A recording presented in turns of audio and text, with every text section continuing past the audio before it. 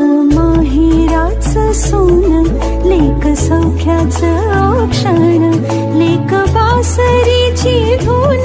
लेक अंगणी पैंजण, लेक चैतन्याचे रूप,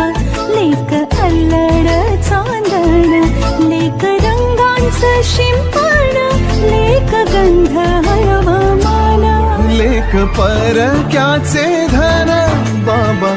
तुटतो आतून, आला गोठलेला क्षण, शुभ मंगल कन्यादान.